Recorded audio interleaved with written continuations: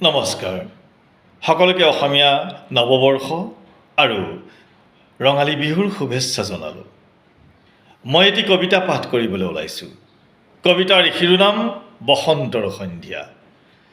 বসন্তৰ কোমল কুঁহিপাতৰ কোমল এচাটি বতাহে খিৰিকীৰ পৰ্দাৰ উৰুৱাই দেৱালত ওলমি থকা মৰমৰ দাপোনখনি মজিয়াত দিলেহি পেলাই। মৰমৰ দাপোনখনি টুকুৰা টুকুৰিকৈ মজিয়াই ল'লে আঁকোৱালি।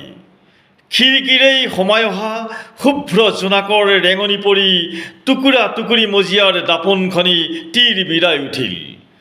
শুনিলোঁ ৰিণি ৰিণি মাতে কোনে দাদা বুলি, জোনাক ভৰা পদূলি পাওঁ।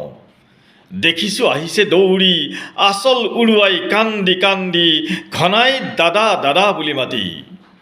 কাষে চাপি সঁহাৰিকে জনাওঁ কিবা যেন ক'ব খুজি বুকুতে মোৰ দিলে গুজি, কাৰনো ঐ মৰম লগা ভগ্নী। হৰিণী নয়ন জুৰি অশ্ৰু দুগালত পৰি জোনাকে কৰে জিলমিল।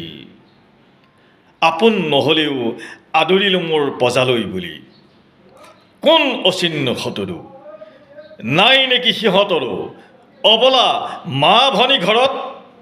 অন্য অবলা দেখি টানিছে আচল জোনাকক কলংকিত কৰি। সংস্কাৰৰ দীক্ষা লোৱা জ্ঞানৰ মালা পিন্ধা দানৱ মন দূৰ হ'ব তোমাৰ। নিবিঘ্নে আহিব ঘূৰি তোমাৰেই আপোন মা ভনী জোনাকক সাৰথি কৰি। ধন্যবাদ।